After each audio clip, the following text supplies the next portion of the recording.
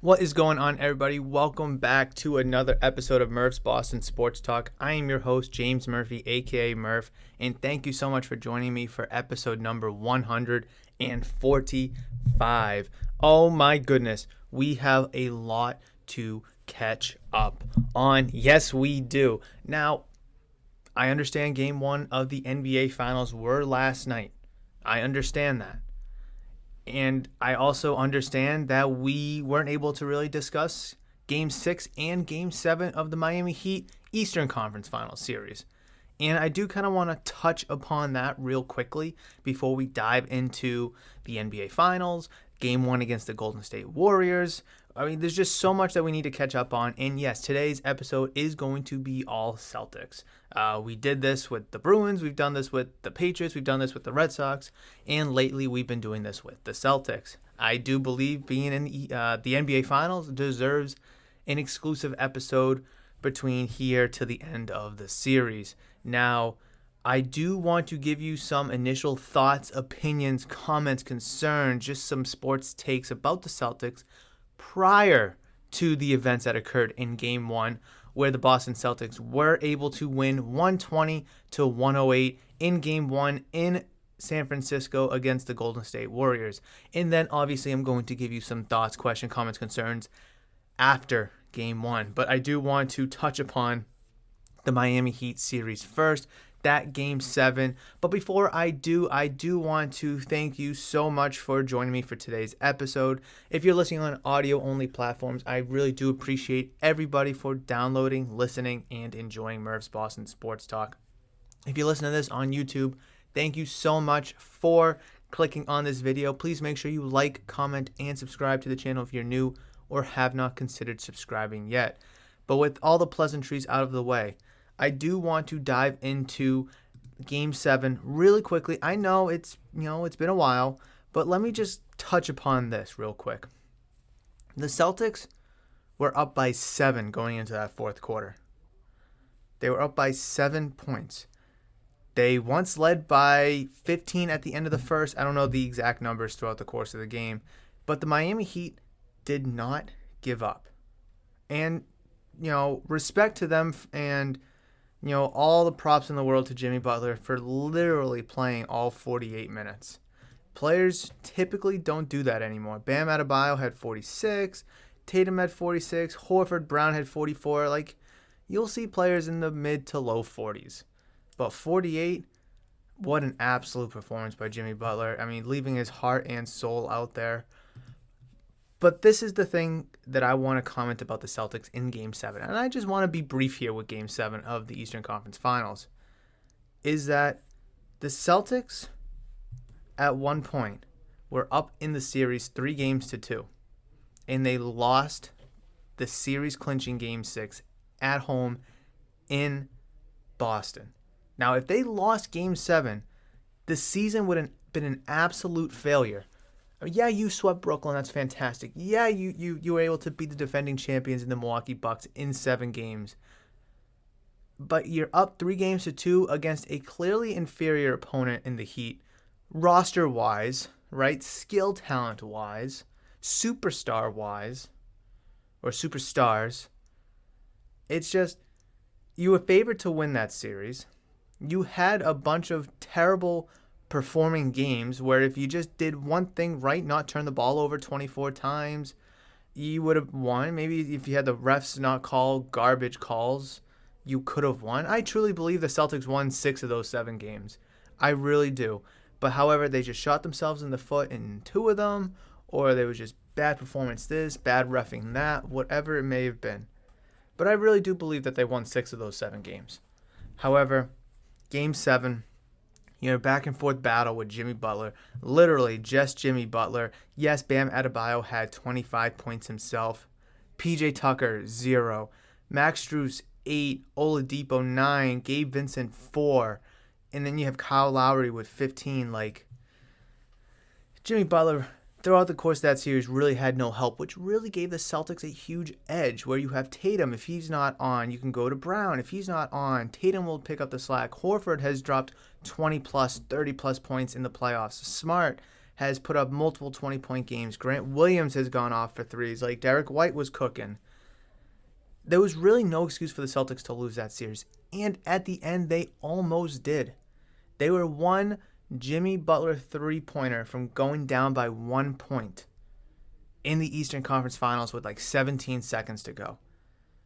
And Jimmy Butler's no three-point shooter. We all know that. However, he was hitting in Game 6 and he was a little hot in Game 7. But I can strongly say that every Celtic and probably every Heat fan, when that ball was in the air, life just paused for the longest second. Obviously, Boston fans are yelling, "No!" Heat fans, I don't know. I don't know what they were yelling. And then the ball hit the front rim and you grab the rebound. Unbelievable. Because, if that's an offensive rebound to, I believe Kyle Lowry was in the area. He was going to up fake, draw the foul, kind of flop a little bit and go to the free throw line. We know that was coming. But if Jimmy Butler hit that shot, we don't know what was going to happen with the Celtics down 1. Because you had to go score. You had to go score. And even if you do, that leaves the Heat with another possession. Because you're not going to let that clock wind down and go for one possession. You're going to try to go, maybe get a foul, try to get another possession. If you do miss, offensive rebound, whatever it may be. If you do miss, you got a foul, then you got to play that game.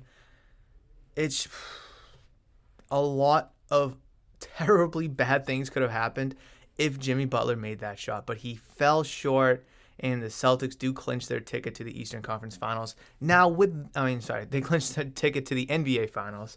I got to switch gears from Eastern Conference to the actual NBA. With that being said, the Celtics have reached their 22nd NBA Finals in their history. They have won 17. They have lost, I got to do the math, they've lost 4. Most recently, they were in the NBA Finals in 2010 against the Los Angeles Lakers when they lost in 7 games to Kobe Bryant that year, where they were up 3-2. They last won in 2008 when they beat Kobe Bryant and the Los Angeles Lakers in 7 games. However, with that being said, in the opponent that you're facing on the other side in the Golden State Warriors, just pull up that game here. With the Celtics in the NBA Finals now, I do strongly believe that this season, whether you win or lose, specifically if you lose, is no longer a failure. Now, if you lost the Bucks series, if you lost the Heat series, season failure. It doesn't matter where you were, 14-17, 20-21, second seed, doesn't matter where you finished. You matched up better than the Milwaukee Bucks. You matched up better than the Miami Heat. You were supposed to win those series. You were clearly the better team with the deeper rotation, deeper roster. There was no excuse for you guys to not win those series. And if they lost, season failure. Does not matter. Where they're in the NBA Finals and they're going up against a battle-tested Golden State Warriors team who has 123 NBA Finals games experience among the whole team, and the Celtics have none. And the Golden State Warriors have been to the 7 of the last 9 NBA Finals. I think it's something like that. 7 of the last 9, I think. Something absolutely crazy. They've been here before. They're a very good team. They have the best three-point shooter of all time, a top 5 three-point shooter of all time, Curry, arguably a top 10 player of all time. And I've said this, and I'm going to stick with it. If Steph Curry wins this series, then I do believe he needs to be more seriously discussed in the top 5 player of all time discussion. I'm not going to sit here and say that he is if the Golden State Warriors win. I know I'm getting a little sidetracked here, but I just want to preface this. I'm not saying that Steph Curry is better than a Wilt, a Kareem, a Bill Russell, a Jordan, a LeBron, a Bird, a Magic, a Shaq. I'm not saying that. But you have to throw his name in that conversation. I strongly believe there's about 10 to 12 players in the league that you could argue as a top 5 player of all time.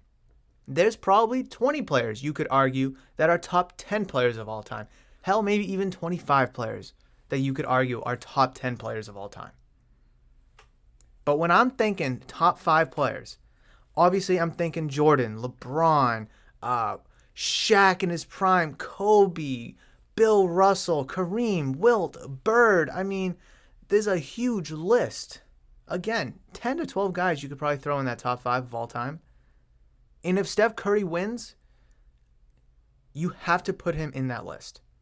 You at least in that discussion, okay? You have to at least put him in that discussion. However, if he loses, I don't think it deteriorates his status in NBA lore, in NBA history. But I don't think it makes him a top 5 player. I mean, I think right now he's arguably a top 10 player of all time. I do. I really do. But even with him being arguably a top 10, arguably top 15 player of all time, the Celtics heading into this series, now again, I'm going to give you my outlook of this series before Game 1, and then obviously I'm going to break down Game 1, of course. But, I have to give you my thoughts and opinions leading into this series because I wasn't able to do so. But if the Celtics have a better team than the Golden State Warriors, if the Celtics had a better team than the Miami Heat, and the Celtics had a better team than the Milwaukee Bucks, it's not outlandish to say that the Celtics should win this series. And if the Celtics win the series, is that going to impede on Steph Curry's, like I said, status in NBA history? No, I don't think so. I mean, he can only do so much. Especially when you're going up against a team that has Tatum, Horford, Brown, Smart. Derek White has been playing out of his mind lately. Rob Williams, the rim protector. Grant Williams, who's been cold the past couple games, but hey, we know that he can light it up from 3 from time to time. Peyton Pritchard coming off the bench, giving you some big minutes, hitting a few shots. Yeah, the Golden State Warriors have Steph Curry and Klay Thompson, and say what you want about him, but Draymond Green, Andrew Wiggins has been a fantastic find for the Golden State Warriors.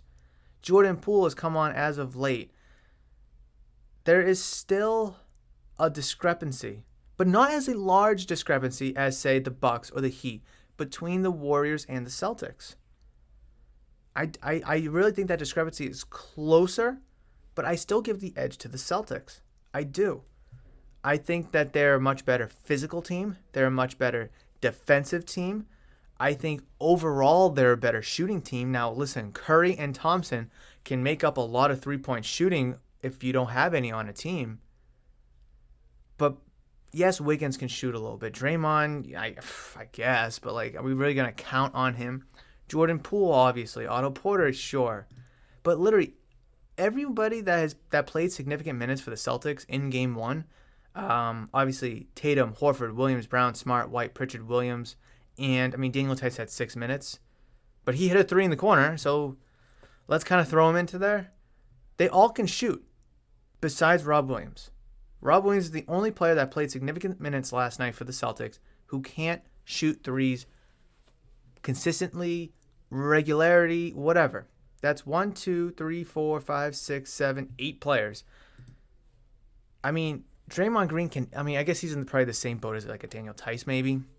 But, Kevin Looney's not going up there shooting threes. Iguodala, yeah, I know he hit one, but, he's probably if you're to put him on the Celtics, he's probably the worst three-point shooter that played significant minutes besides Rob Williams. I'll take Grant Williams, I'll take Daniel Tice, I'll take Pritchard, and everybody else over Andre Iguodala.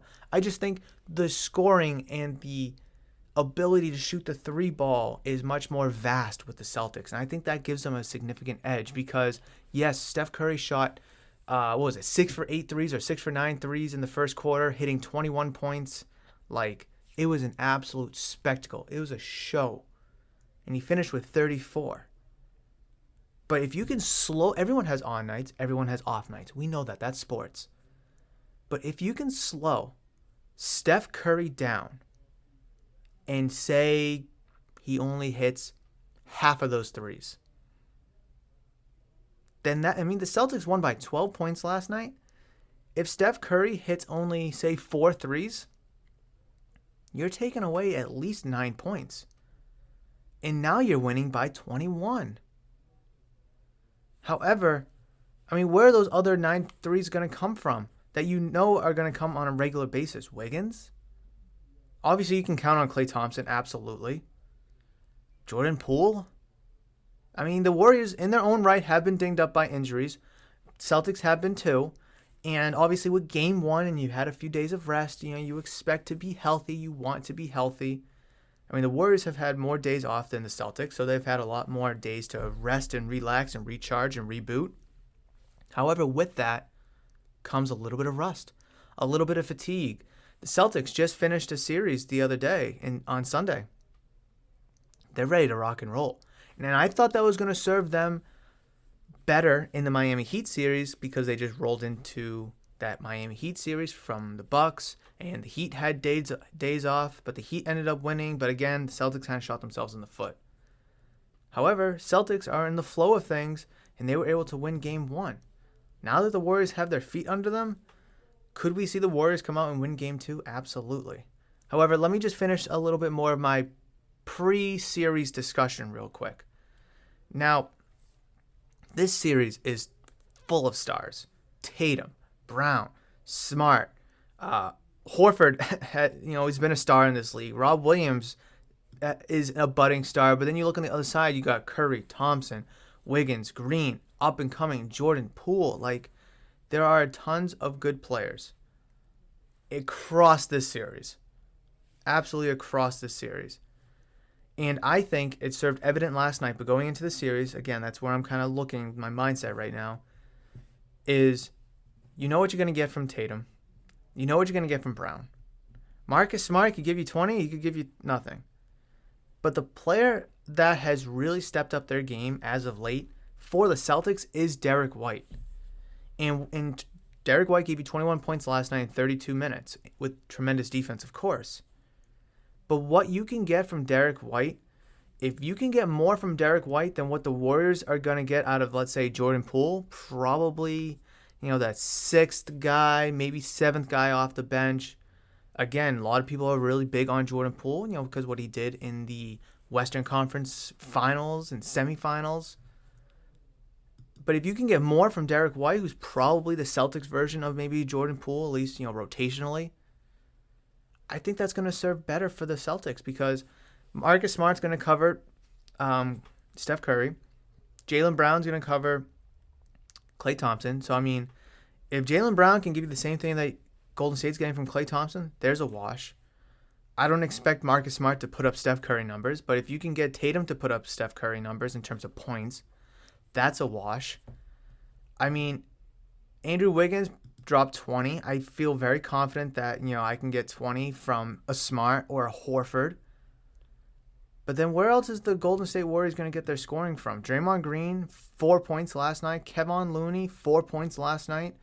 Otto Porter had 12. Iguodala had 7. I just, again, it kind of goes back to the depth, and this is something that really favored the Celtics in the Bucks series and the Heat series, is depth, rotation, versatility. Grant Williams can play guard 4 positions, almost 5 positions. You saw Rob Williams last night guarding Klay Thompson. Like, was it? No, it was, was it? It was Andrew Wiggins. That's what it was. He was guarding Andrew Wiggins in the half court. It's just like, I mean, I don't want Rob Williams guarding a guard all night, or a forward, I should say, all night. But when you're allowing yourself to do that because he's quick, he's versatile, he's, shifty on his feet, I just think it allows the defense to play a lot better so you can switch and feel confident with almost any switch. I mean, Rob Williams blocked Steph Curry's three-pointer last night. I mean, Rob Williams just has that reach and that bounce to do that. Who knows? That shot probably would have went in. I mean, Steph Curry was hitting everything under the sun for the first 3 quarters.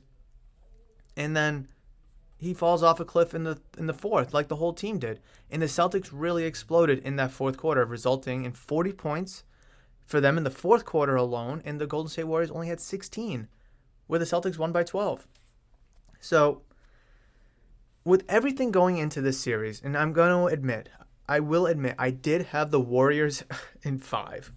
going into the series. And obviously, that's a very unbiased and hopefully an unrealistic prediction that I have. Obviously, I want the Celtics to win. Obviously. I was proven wrong. I thought the Warriors were going to be a much better opponent for the Celtics in terms of matchups, in terms of defensive versatility, offensive, depth. And listen, it's only been game one, so I'm not trying to sit here and overreact. But that could possibly be true after maybe, say, game two.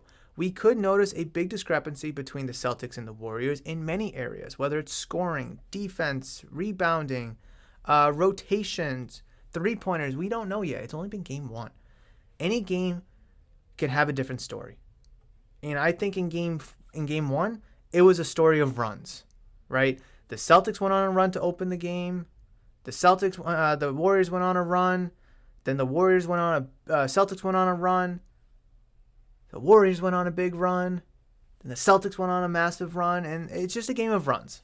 It's just how it is. A team's going to go 7-0. Then another team's going to come back and go 15-2. And then another team's going to, score 10 in a row. It just happens. That's just basketball. And I strongly do believe that the Warriors are a completely different team than the Celtics have faced so far in the playoffs, whether it's the Nets, Bucks, or the Heat. I mean, the Warriors are clearly, in my opinion, the best team that the Celtics will have faced in the NBA playoffs. I just think they do a lot of things great. They do a lot of things well. They have probably the best coach that they've faced in Steve Kerr. Probably the best roster. And the best three-point shooting ability, obviously. And I think with the amount of games that they've played, the amount of physicality they've played in this playoffs, the amount of 7 games series that they've had to play, I think it's going to take a toll on the Celtics. However, they're young. They're juiced up. They're ready to rock and roll and prove the world wrong. And hey, after game one, they proved me wrong.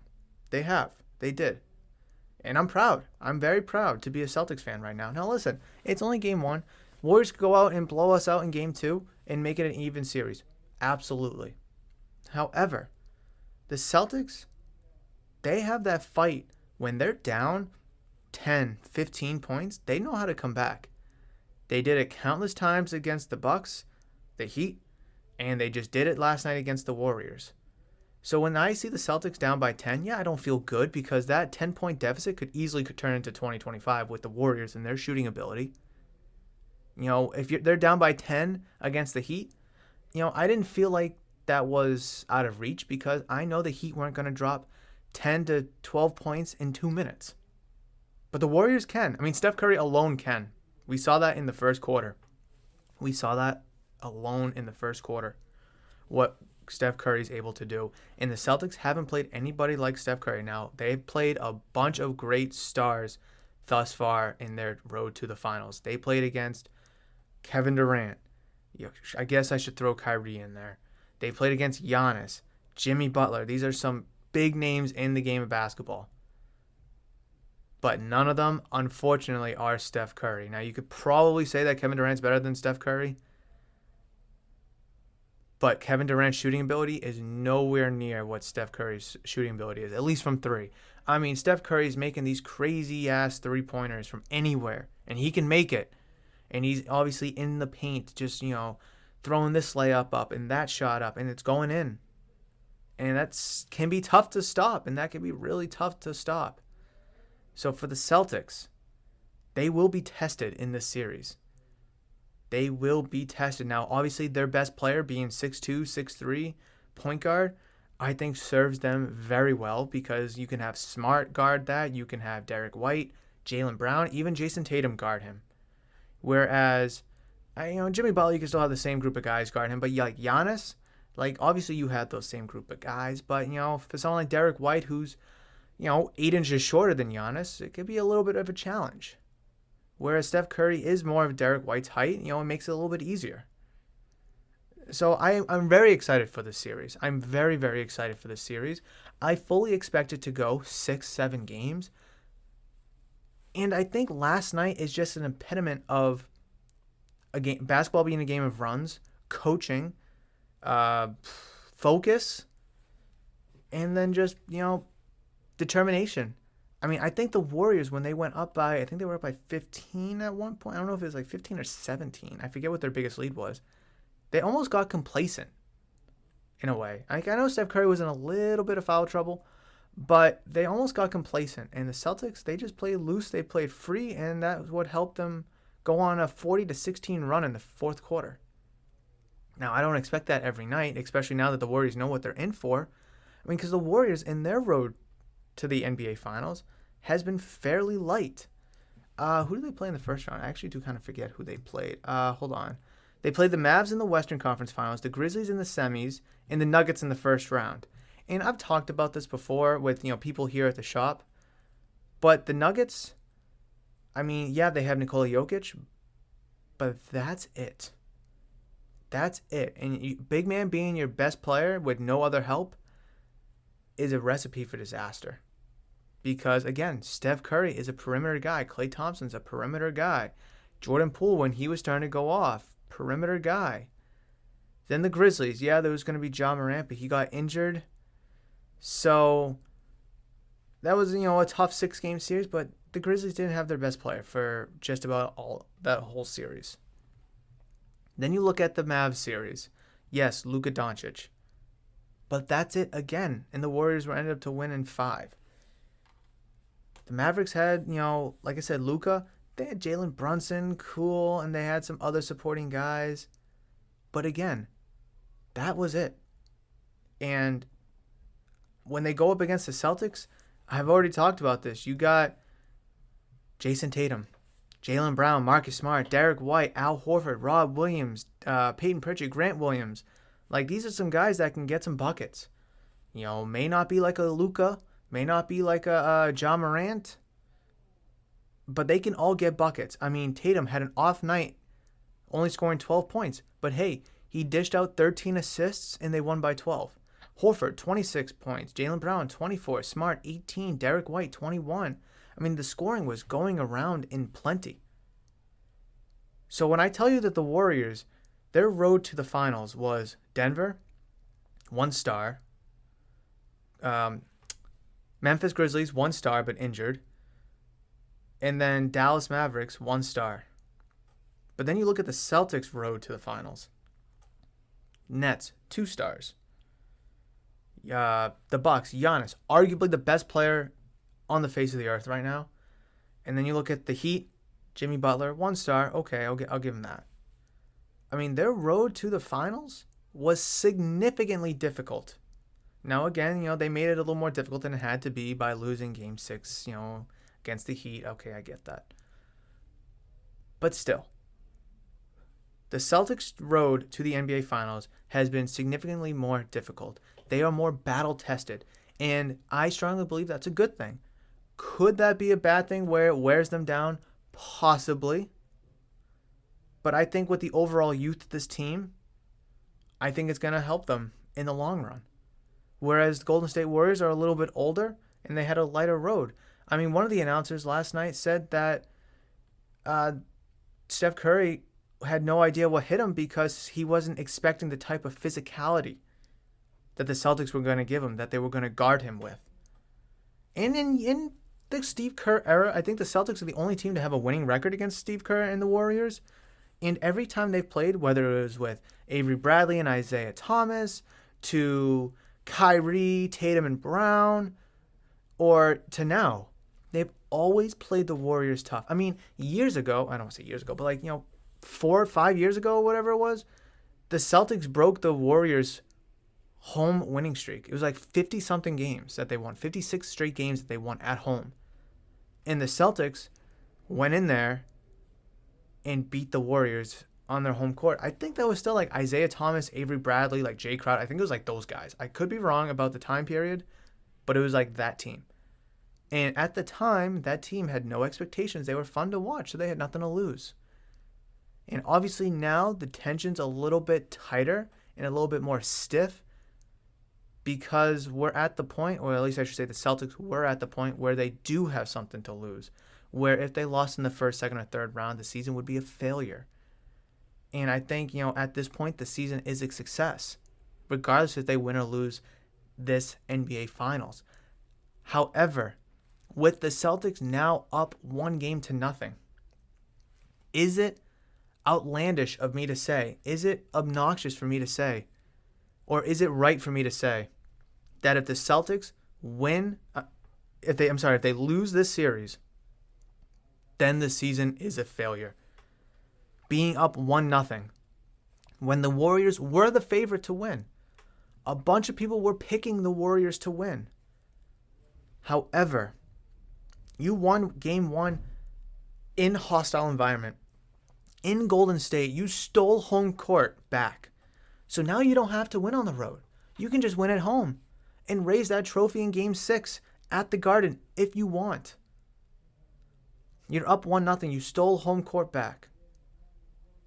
As long as you don't lose the next 4 of 6 games, you will win the NBA Finals. So is it safe to say that the Celtics, at this point, if they lose this series, it is now officially a failure? If the Celtics lost game 1, then they'd have to go out and win the next 4 of 6. And if they lost, okay, it's not a failure, but if they won, that's fantastic. And if they win the series now, it's fantastic. And I slipped up and I mentioned the Bruins because in 2019, against the Stanley Cup Finals against the St. Louis Blues, the Boston Bruins were up 2-1 against the St. Louis Blues. All they had to do was win the next 2 of 5 games. That's it. Wait, right? No, 2 of 4 games. I had to pause to double check my math. But yes, 2 of 4 games. That's it. And with the Celtics now up 1-0. Again, they just need to go out and win the next 3 of 6 games. All of those wins can come at home. But the Bruins were up 2-1 against those Blues in 2019. And they lost. They lost the next 3 of 4 games. A colossal collapse. And resulting in the season being an ultimate failure because you were so close. And I think the Celtics, if they lost game 1, I wouldn't feel like this. Whereas, since they did win game 1, now the Celtics are in a position, or have put themselves in a position, that if they do go out and lose this series, it is an official failure. So with just 1 game, again, it is 1 game, the expectations for the Boston Celtics have completely shifted. But I think that's a fair assessment. I really do. I really do think that's a fair assessment for this team. The Celtics are now the betting favorite in this series.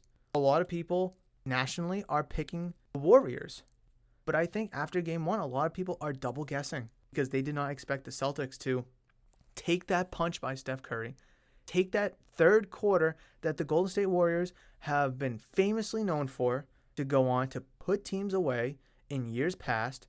They didn't expect the Celtics to take those punches, respond, and win. And again, it's game 1. I have to emphasize this several times because it's only 1 game, and I know that. I know it's just 1 game. But hey, 1 game can really set the tone. Curry, he's an older guy now. He's not like the young, 27-year-old when he was first going up against LeBron. He's older now. The Celtics team is young. They're good on defense. It's going to be very tough for Steph Curry to kind of get those shots that he wants when you have the Defensive Player of the Year in Marcus Smart guarding you at all times. A very, very good defender in Derek White guarding you. Obviously, Jaylen Brown, Jason Tatum, and then, hell, you even got Rob Williams blocking a 3-point shot. It's going to be tough. It's a very physical team in Boston Celtics, and I just don't think Curry and the Warriors were ready for that because of the path that they went on in the West.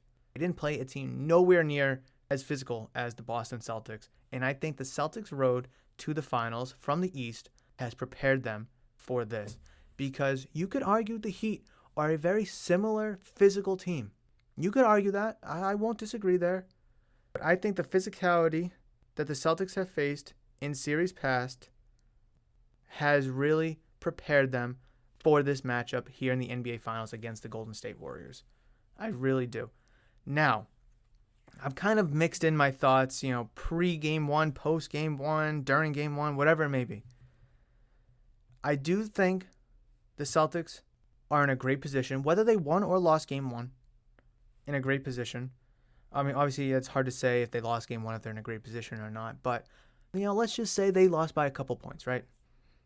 I do think the Celtics are in a great position to still win. I mean, clearly we know that they can play in Golden State in that hostile environment. We know that. They're a fantastic road team. They're like 8-2 now, 9-2 on the road, or whatever the record is. It's ridiculous. And we know that this team has yet to lose back-to-back games in the playoffs. And if the Golden State Warriors want to win the NBA Finals, the Celtics will have to lose back-to-back playoff games. So mathematically, scientifically, hypothetically, the Celtics should win the NBA Finals. They should. But the question is, will they be able to execute? Will they be able to perform? Will they be able to not shoot themselves in the foot? And will they be able to go out there and finish the job? Those are some big questions that only the Celtics will be able to answer. Do I think they can? Absolutely. Do I think they should? Absolutely. Do I think they could? Absolutely. But the question is, will they? And only the Celtics will be able to answer that question, because we've seen time and time again, the Bucks in the Heat series, games they should win, they kind of lose. And if you can steal this second game in Golden State that tips off Sunday at 9 o'clock probably, I'm going to assume. 8 o'clock on Sunday. Oh, good. Get an extra hour. 8 o'clock on Sunday. If they can win that game too and go back to Boston up 2-0, I don't want to get that far. It will be huge. I'm not going to say the rest of the series is a formality. Warriors have been here plenty of times. They know how to play under pressure. They know how to play when their backs are against the wall. However, the Celtics do too. The Celtics do too. And I really think that this series is going to be a long one. I think it's going to be a good one. But right now, the pressure is still on both sides. I mean, obviously, the Warriors lost game one. They have to win game two to steal home court back. So, obviously, the pressure... they have to win one in Boston in order to steal home court back. The pressure is still on the Warriors, respectively. But again, circling back to a previous point, the Celtics have now won game one. As long as they don't lose the next 4 of 6 games, they'll win. And if they do, a colossal collapse, a colossal failure. Whereas if they lost game one, those expectations are long gone. Because you're going up against the Warriors. You're going up against 3 of the best shooters of all time. Maybe 5 of the not 3 of the best shooters. The top 3 shooters of all time. Top 5 shooters of all time. And Curry and Thompson. So to be able to go out there with no finals experience against 2, potentially 3 Hall of Famers, Draymond, maybe, then people would understand. You are a clear underdog going into that series. Since you stole game one and you won by 12 points, taking blow after blow after run after punch by the Warriors, and you were still able to go on a 40-16 run in the fourth quarter, that shows something. That shows something that you're here to play and you're here to win. I do like the Celtics' chances. I'm not ready to say, they're going to win and they're the finals champions. I'm not ready to do that yet. Again, it's only game one and we have to look at it game by game. One game at a time. I've been saying this all playoffs long. Look at it at a game at a time. If the Celtics do win game 2, all right, let's look at game 3. We're up 2-0. How can we put the series away and go up 3-0? If the Warriors win game 2, 1-1, best of 5 now. How can we go out there and finish the job in best of 5? You have to look at it a game at a time. Steph Curry could go out there and drop 50 points in a blink of an eye in game 2. He could go out there and drop 15. I mean, Jason Tatum, you were able to win 120-108 with Jason Tatum scoring 12 points. Was it 12 points? What was it, 12? Yeah, 12 points. Now, he was able to kind of make up for it with 13 assists, which was an absolute fantastic job because over the course of the playoffs, we have bashed him for having, ghostly performances and been absolutely negative on the court for the Celtics. However, he was able to pass the ball, distribute the ball, create open shots for players because no matter how sucky he's going to perform in play, he still demands attention. He still does. That's just a fact. And with that attention is going to open up shots for Derek White, Marcus Smart, maybe Peyton Pritchard, Grant Williams in the corner, who knows? And if Tatum is going to have, down games or bad performances, at least make a stamp and an footprint on the game in an other capacity. I mean, I remember hearing guys on the radio, during the Heat series, I think it was like heading into Game 7, I think it was, talking about how Larry Bird, when he would have a down performance, he would still throw out 10 to 12 assists. He would still get 10 to 12 rebounds. Maybe get a triple-double and still make an impact on the game without scoring 35 points. Again, if Tatum is not going to score well, play defense, rebound, pass the ball. Because you're still going to get that attention from the defense because they all know that any given moment, all it takes is one shot for you to get your swagger back and for you to blow off for, 10 straight points. It's the same for Steph Curry. And he's going to get that kind of attention from the whole Celtics defense. And again, from that is going to open up shots for Klay Thompson, Draymond Green, Jordan Poole, whoever's on the court, Andre Iguodala even, for the Warriors. So again, yes, the Celtics are up 1-0. And that one game, that first win for the Celtics is absolutely crucial. However, don't let it get to your head. You're still going up a great team. The best team you've played so far in the playoffs in this series is far from over. It really is. Again, this is just one game. The Warriors could go out and completely destroy you by 25 points, and you won't even know what hit you. But again, if you go out there and you win Game 2, now we're having a whole different conversation. But hey, let's just focus on Game 2 right now. We'll worry about the results after, and we'll just go from there, baby. Listen, Celtics are up 1-0 here in the best-of-7 NBA Finals between them and the Golden State Warriors. Game 2 will tip off a little after 8 o'clock here on the East Coast, Sunday, June 5th. What are your predictions for Game 2? What are your predictions for the rest of the series? Let me know. Reach out to me via social media at Murph's Cardtown. You can find me on Twitter, Instagram, and Facebook. And also, if you're listening to this on YouTube, please leave all your questions, thoughts, comments, concerns down below in the comment section, as I would love to read and respond to those.